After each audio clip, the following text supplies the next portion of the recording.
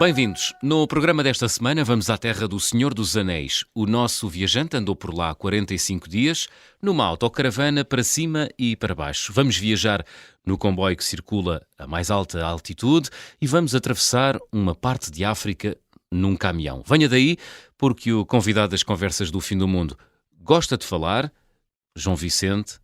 Bem-vindo às Conversas do Fim do Mundo. Obrigado. João, na Nova Zelândia, sentiste-te num filme do Peter Jackson, no Senhor dos Anéis? Quase. Se Quase. calhar foi quase isso. A Nova Zelândia era um país que eu já desejava há muito tempo ir. Se calhar grande parte por causa do filme, mas também porque era o país mais longe que nós daqui podemos ir.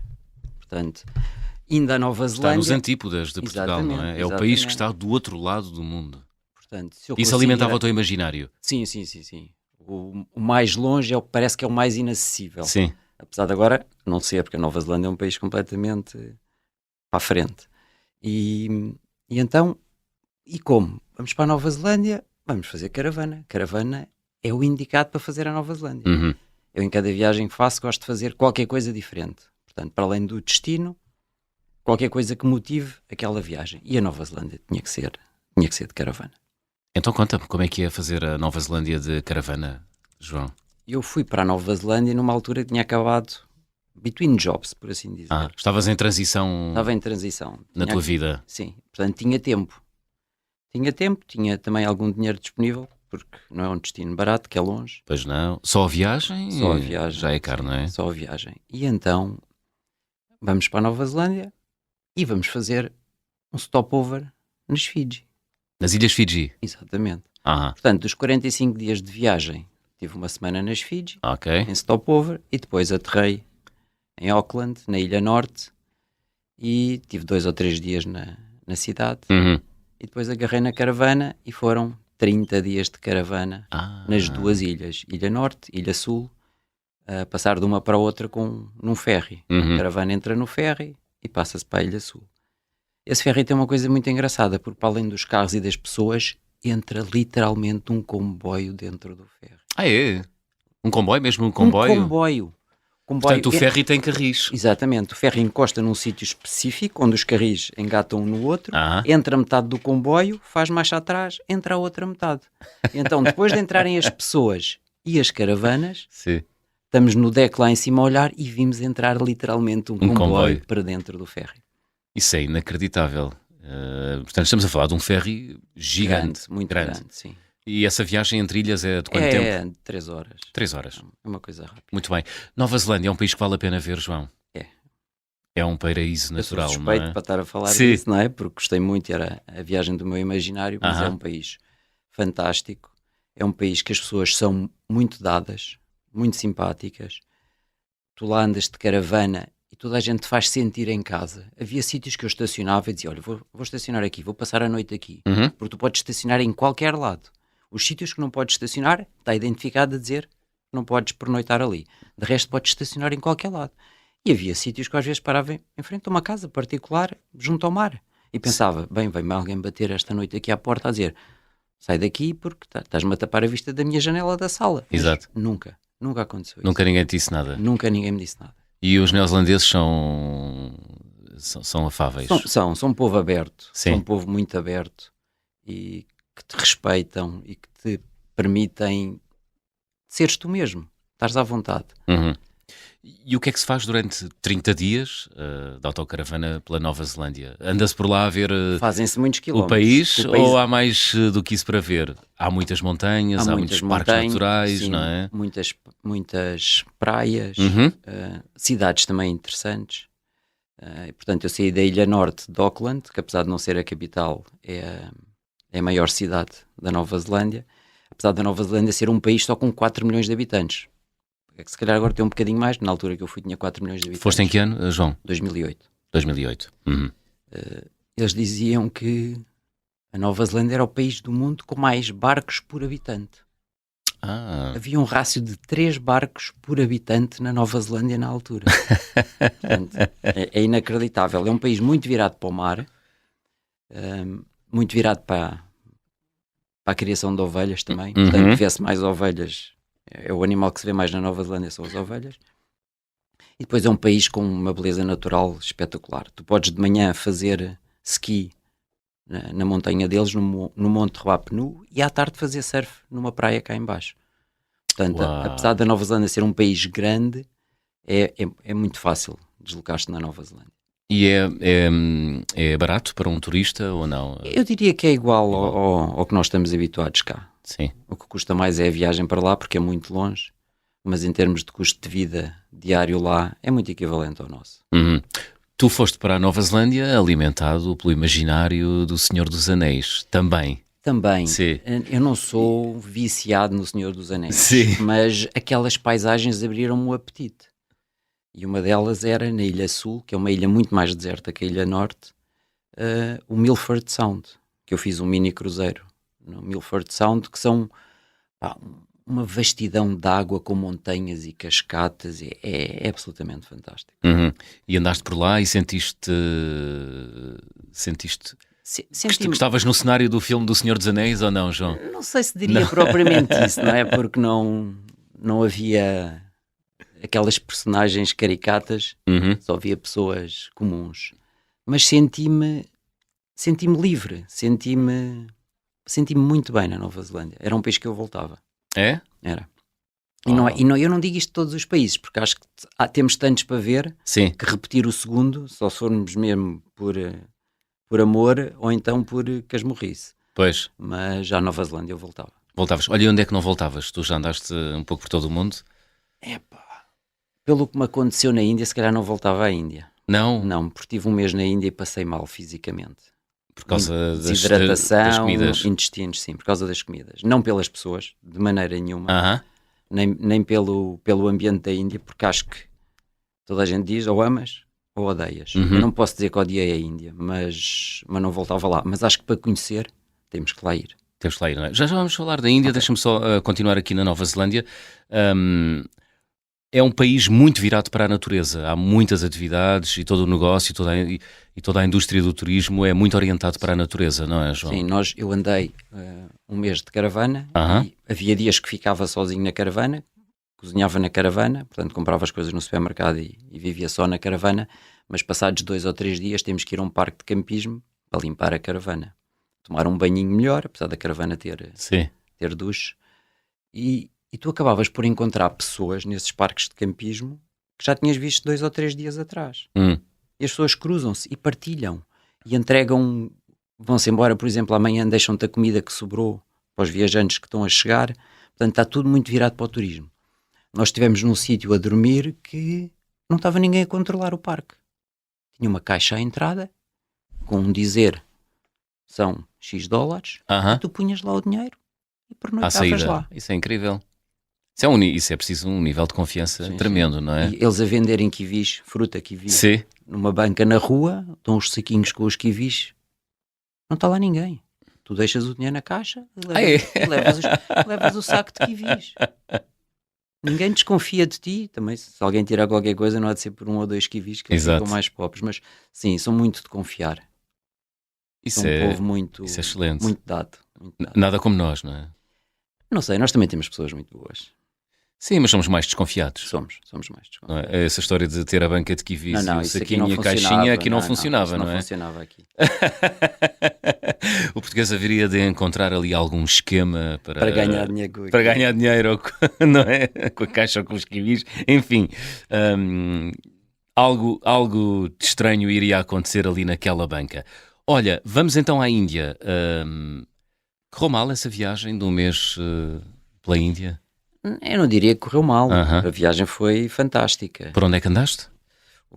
Andei, não é por Sec e Meca, mas andei por Delhi, Jaisalmer, Jodhpur, Udaipur. Fui a Pushkar, à Feira do Camelo. Feira do Camelo? Fala-me disso. É uma experiência fantástica. Agora Pushkar é uma cidade do norte, do sul, do centro da Índia? É mais ou menos centro. Sim. Pushkar. E então eles... Tem a Feira do Camelo. Feira do Camelo. E porquê é que se regalam os teus olhos quando falas da Feira do Camelo, João? Porque é estas experiências que tu não vives em mais lado nenhum. E então, a Feira do Camelo é um espaço de hectares e hectares e hectares à volta de um lago, onde se começou a a fazer troca e venda de camelos. E depois associaram-se outros festivais, associou-se a venda de outros animais, mas gira tudo à volta do camelo. E então aquilo é uma imensidão de gente, é surreal, só estando lá para... Mas é o que? É um festival para honrar o camelo? Não, é mesmo venda, é mesmo é venda, de camelos, só venda de camelo. de camelos, sim. Não quer dizer que não haja outras festividades associadas na altura, Pois. mas gira muito à volta do camelo. Uhum. Alguma razão especial para girar à volta do camelo? Conseguiste perceber isso? Penso que não, aquilo é uma zona bastante desértica. O camelo é usado como animal de tração, é isso? Sim, nas zonas mais desérticas, não é? Como o camelo aguenta bem, deve ser por isso. E então ali fazem criação, troca, venda, tudo à volta do camelo. Do animal. E como estamos na Índia, é tudo grande, super povoado, super colorido, super sensorial, é isso? Eu lembro-me de ver ao fim de um dia, nós estivemos lá 2, 3 dias, não me lembro, e de chegar ao fim do dia e ver numa zona, à saída de uma igreja, mas... De um templo. De um templo, exatamente, obrigado. Montes de sapatos no chão. Portanto, foi tanta gente, a afluência foi tão grande que as pessoas deram tantos encontrões, tantos empurrões, houve bastantes perderam os sapatos. Então ali à frente daquele templo estavam, se calhar, 10 ou 15 sapatos desirmanados, perdidos no chão. Gente que os perdeu no meio daquela imensidão. Olha, a Índia, dizias que era um país que é preciso ir. É mesmo? É preciso ir, é preciso sentir, preciso cheirar. Se a parte da comida não correu muito bem para mim, porque nós pedíamos não picante, e aquilo acabava por vir sempre picante. Eu ainda tolero um bocadinho de picante, mas aquilo foi sempre muito picante. E passei alguns dias bastante desidratado. Mas é um país que vale a pena ir. Uhum. O que é que destacas da Índia, para além do Festival do Camelo? Olha, eu gostei muito de Agra, não é? O Taj Mahal é daqueles monumentos que se deve ver uma vez na vida. Varanasi, que é a cidade dos mortos, por isso mesmo, faz um pouco impressão chegar lá e sentires o cheiro de carne humana a ser queimada, não é? As piras funerárias à beira do rio, nos Ghats, mas é aquela coisa que não te sai da cabeça nunca mais na vida. Nós fizemos um passeio de barco em frente e depois saímos mesmo pelo sítio principal onde se fazem as piras e fica para sempre. Mas fica a memória, como experiência traumática? Não. Fica um registro muito forte. Aquele cheiro é tão intenso, tu sentires carne humana a ser queimada, que dificilmente esquece aquilo. Eu não consigo esquecer aquilo. E depois sentires e veres pessoas a tomarem banho, a lavarem lençóis à tua frente. Portanto, ali naquela zona do Ganges, faz-se tudo e mais alguma coisa, incluindo queimar seres humanos à frente de outros, o que é um bocadinho também, como é que eu ia dizer isto? É um bocadinho... É difícil de compreender. Sim. Mas temos que respeitar. Isso, uma das coisas que nós temos que fazer quando viajamos é respeitar o sítio para onde vamos. Claro, esse é o grande desafio a que todos os viajantes estão sujeitos, não é? Obrigados, entre aspas. Obrigados. Porque senão não vale a pena viajar. De todas as viagens que já fizeste, sentiste, João, que houve... ou já foste confrontado com alguma situação que não conseguiste compreender, digerir, assimilar? Eu já estive no Irão também. Tu já falaste com muitas pessoas aqui que estiveram no Irão e que adoraram o Irão. Sim. Mas depois é difícil compreender como é que há pessoas tão genuínas e tão boas no Irão que te convidam para ir à casa delas jantar, que te querem mostrar que o Irão, que os iranianos são pessoas boas, e depois tens o outro lado da moeda e vês o que é que acontece. Não é? O que parece cá fora nas notícias e que não bate com o que tu vives lá. Pois, porque há um excesso de hospitalidade, não é? E um excesso de intolerância às vezes, não é? E custa associar uma coisa à outra no mesmo país. Não é? Se fosse tudo mau, ok, era tudo mau. Agora, quando há coisas muito, mas muito boas e depois coisas com que tu não consegues compreender... Tu que já lá estiveste, consegues encontrar uma explicação para isso ou não? Não consigo. Quando mete política e religião ao barulho, acho que não conseguimos encontrar nenhuma explicação. É verdade, é um bocadinho do domínio do irracional, não é? E a Índia é um país onde se nota isso muito também, não é? Sim. A história das castas. Eu acho que na altura o homem que geria a zona das piras, dos gatos onde faziam a cremação, é de uma casta baixa. Mas acho que é das pessoas mais, não sei, não posso dizer ricas, mas como ele controlava aquele negócio todo, era uma pessoa bem sucedida, mas é de uma casta baixa. Portanto, as castas mais altas nem olham para ele. Pois. Faz confusão. Veres essas coisas e não compreenderes, não é? Mas respeitar, pronto, ok, é o máximo que se pode fazer, ok, eu não compreendo, aceito, claro, e respeito. E observar e sentir no local já é também um grande avanço, não é? É muito intenso. Muito intenso. É muito intenso. Muito bem, João, estamos aqui a chegar ao final da primeira parte, vamos abrir o álbum de viagem.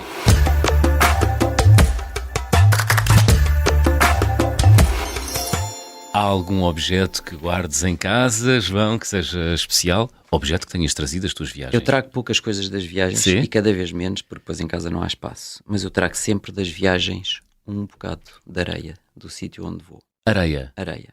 Eu já tenho areia, tenho 172 frascos de areia. Todos iguais.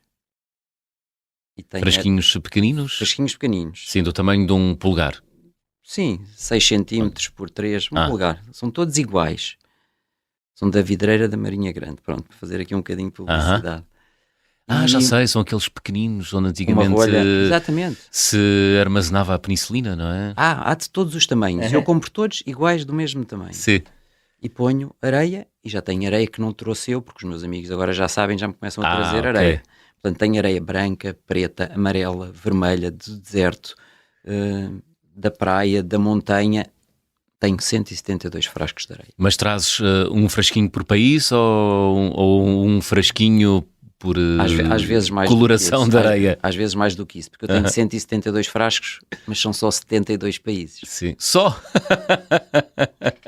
Ou seja, tenho mais do dobro. Portugal tem 4 ou 5. Não é? Okay. Vais aos Açores, vais à Madeira, vais ao Algarve, vais ao Norte, arranjas 4 frascos. Disseste só 72 países. Disseste só porque queres fazê-los todos? Não ou achas que é pouco ainda? Não, o meu objetivo, eu ficaria muito contente se conseguisse fazer um por ano.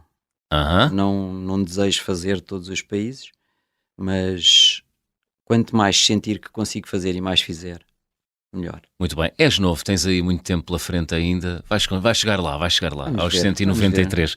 Muito bem, João Vicente, chegamos aqui ao final da primeira parte, vamos fazer aqui uma curta pausa, regressamos já a seguir.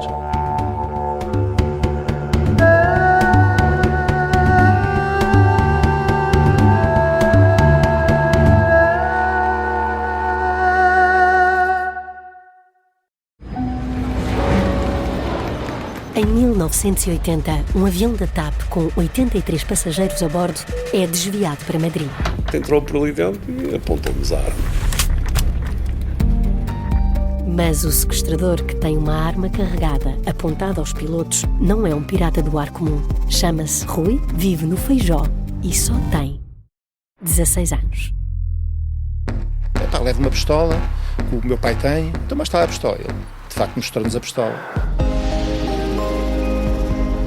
Este é o Piratinha do Ar, uma série para ouvir em 6 episódios que faz parte dos Podcast Plus do Observador. É narrada por mim, Margarida Villanova, e a banda sonora original é de David Fonseca. Pode acompanhar todas as semanas no site do Observador, nas plataformas de podcast e no YouTube.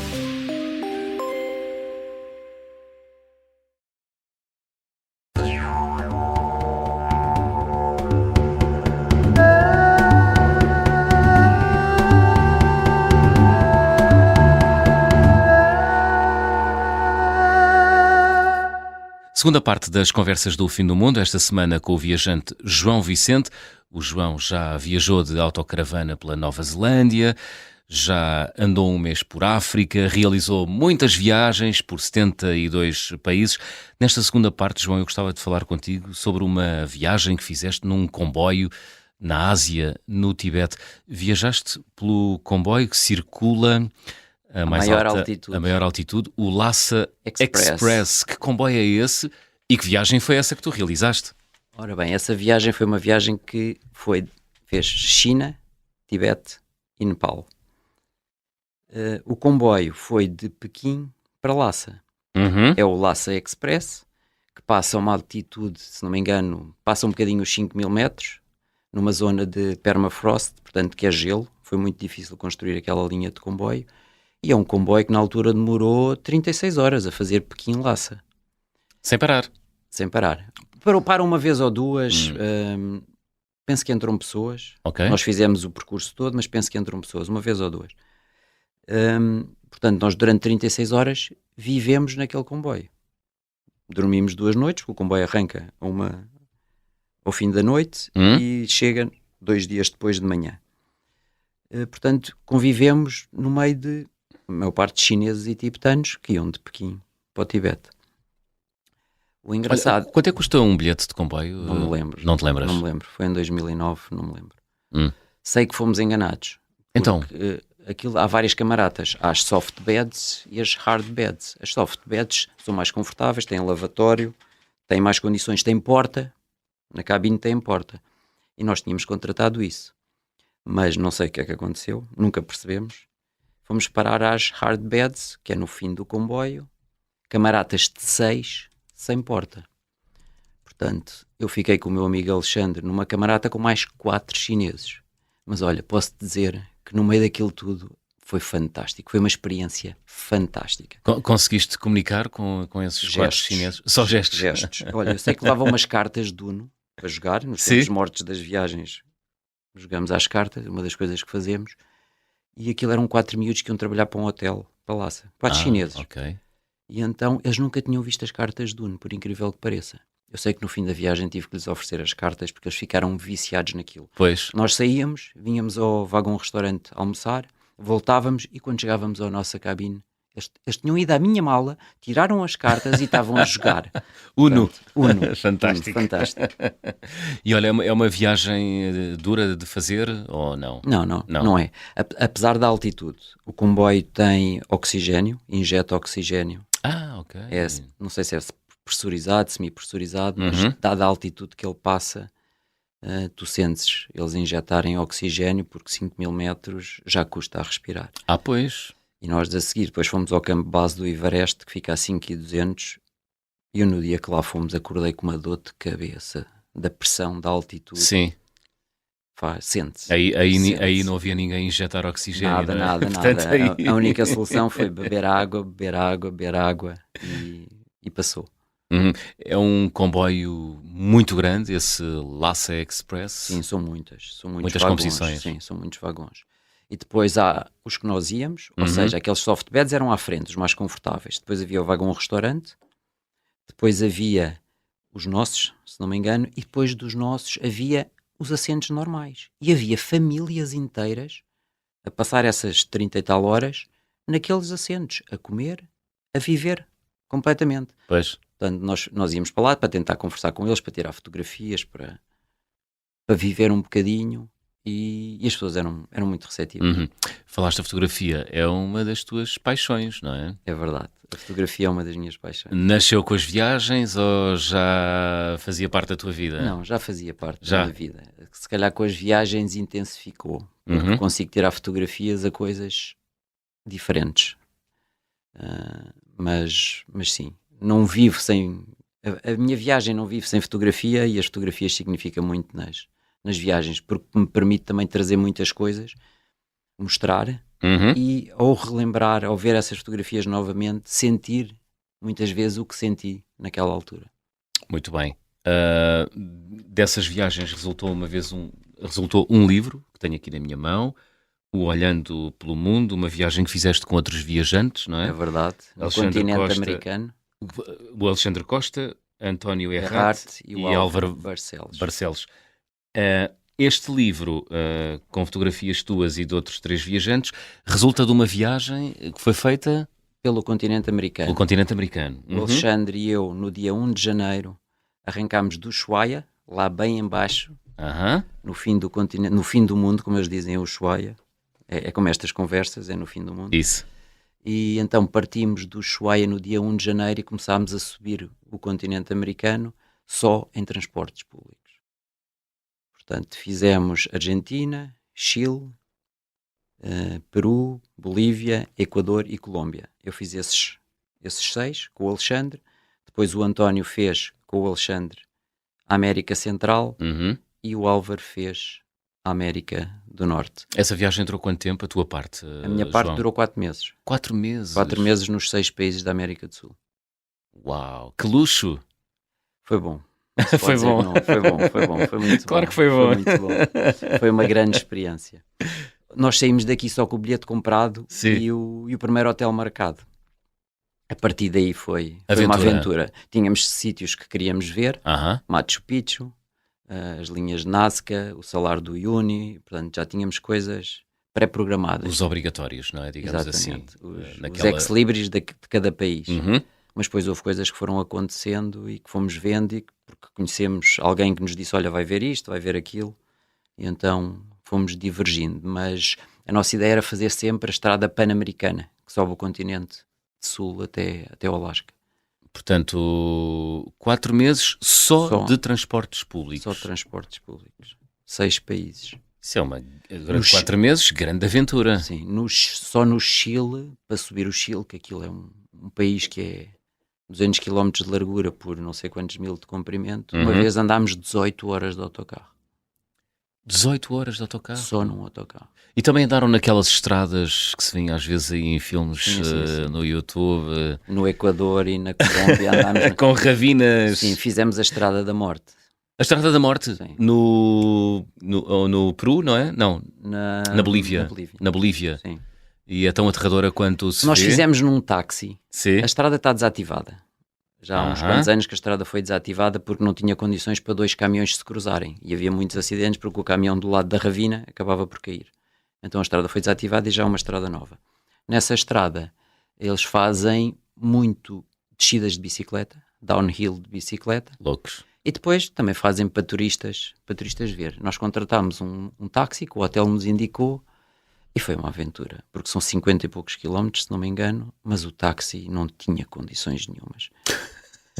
Nem o táxi nem a estrada, não é? Nada, a estrada não tinha, mas o táxi também não tinha. Os pneus estavam carecas, as mudanças não engrenavam, aquilo foi uma aventura. Estava um nevoeiro quando começámos a descer, que não se via nada e nós, isto vai correr mal, mas não correu. A viagem não correu nada mal. Ainda bem. Há uma razão para lhe chamarem a Estrada da Morte. Não é? Essa viagem de 4 meses foi no ano de... 2012. 3 anos depois, fazes também uma viagem grande em África, num caminhão com 20 pessoas. Mais Eu nem sabia que existiam caminhões com capacidade para 20 pessoas. Aquilo não é um autocarro. Era um autocarro escolar. Não, é um caminhão, é um caminhão adaptado para levar pessoas. Ou seja, não é um autocarro.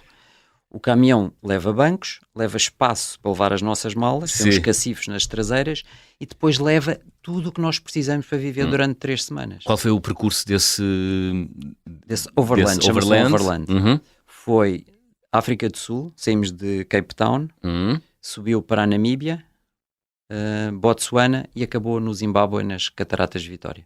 Ok. Portanto, ali o must era ver os Big Os Five. animais. Foi Viste? quase, não, só vi 4, não vi o leopardo.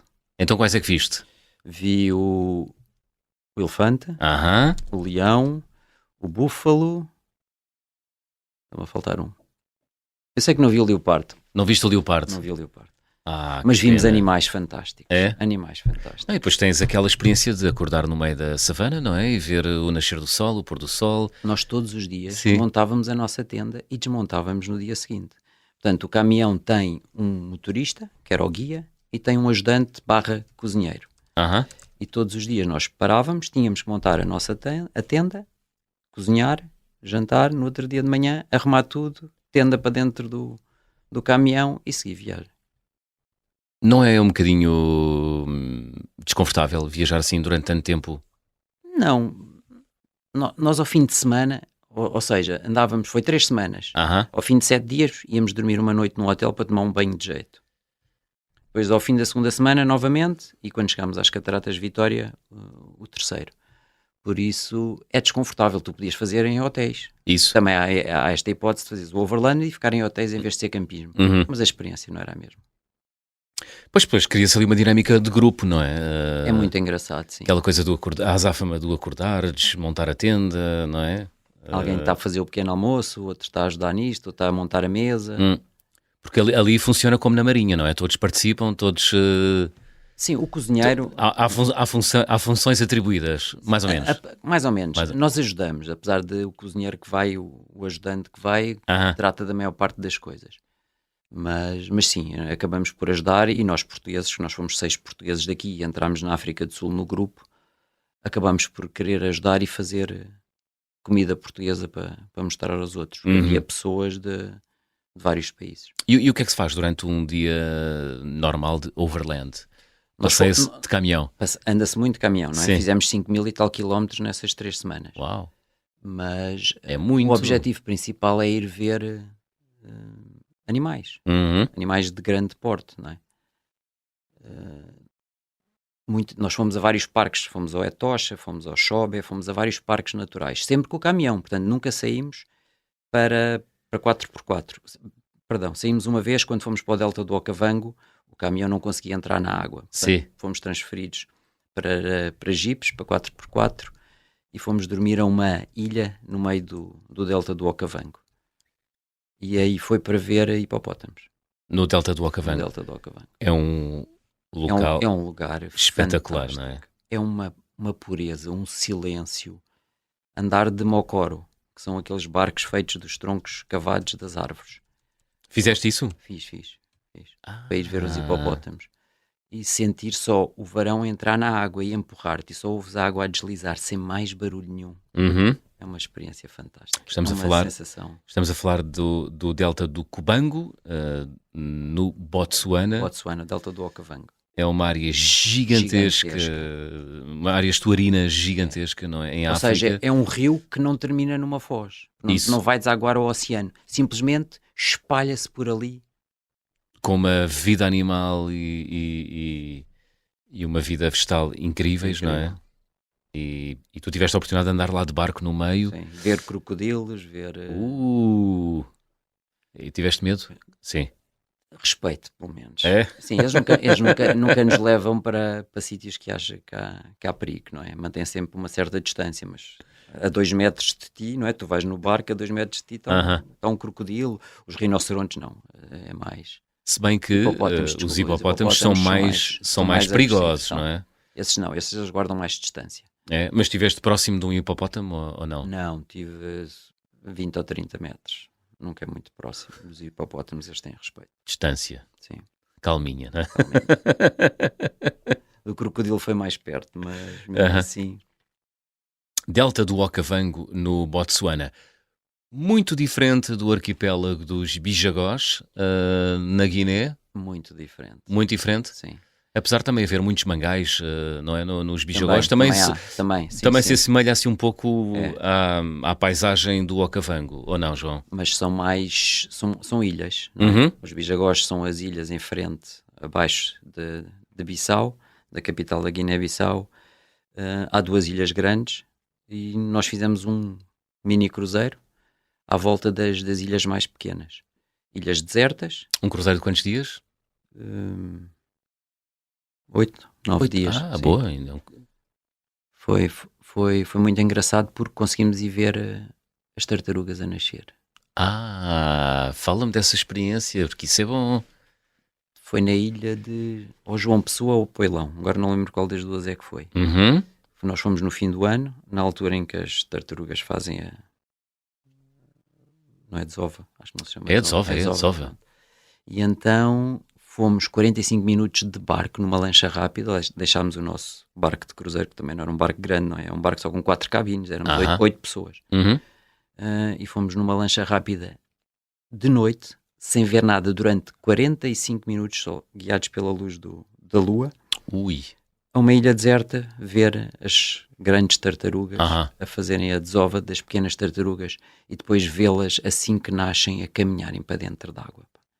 desenfreadamente, não é? Completamente. Como é que elas sabem, não é? Não sei como é que elas sabem, pá, mas é fantástico. A natureza é uma coisa fantástica.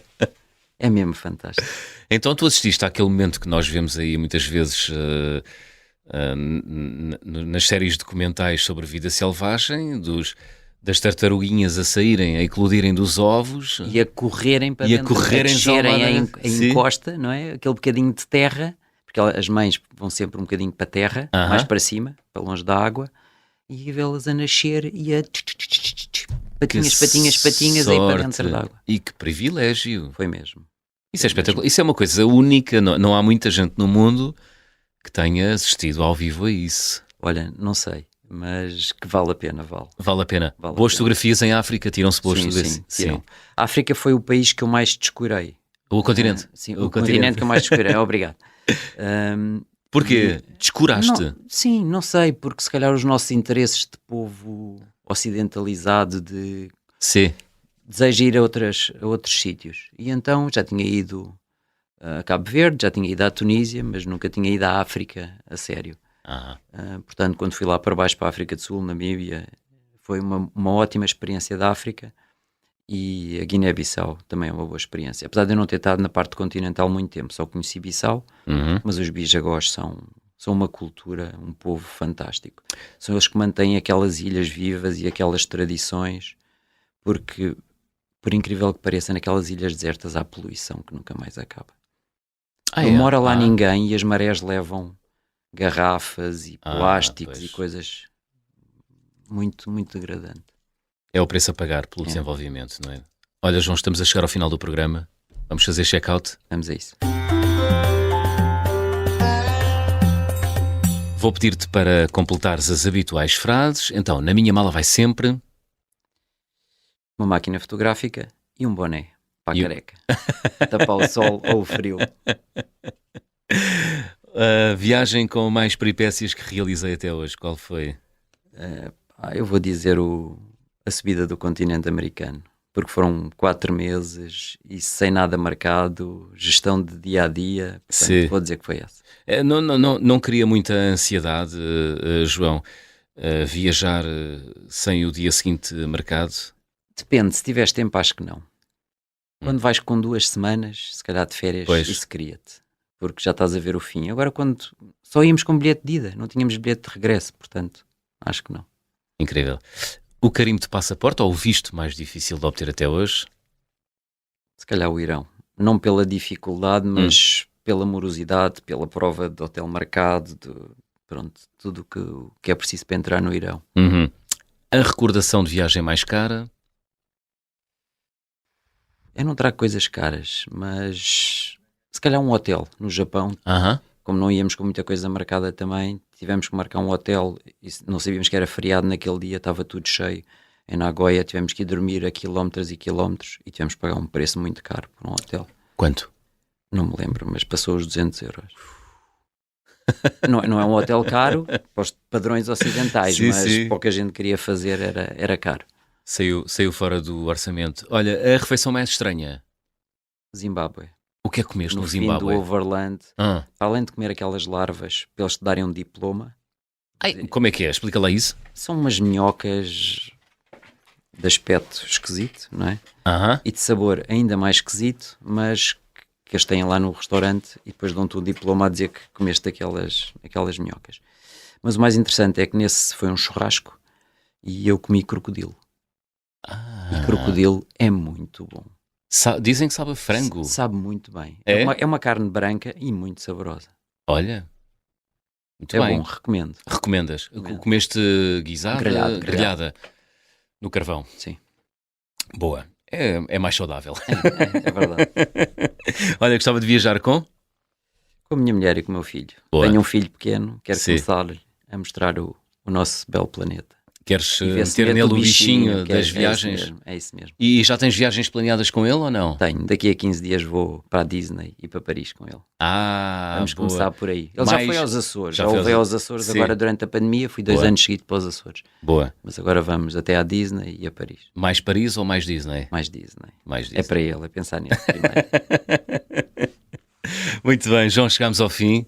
Qual foi a música que trouxeste para fechar a conversa do Fim do Mundo esta semana? Trouxe uma música que me diz muito nas viagens. Apesar de não ser uma música de viagens, é uma música que me puxa para cima nas caminhadas e nos trekkings que eu faço. Que é o Nowhere Fest, que é a banda sonora do Streets of Fire. Muito bem. Vamos até aos anos 80 com esta música. João, foi um gosto. Obrigado. Igualmente, João. Obrigado. Nowhere Fest, música de fecho das conversas do Fim do Mundo desta semema. Estamos de regresso de hoje a 8 dias. Sejam bons e boas viagens.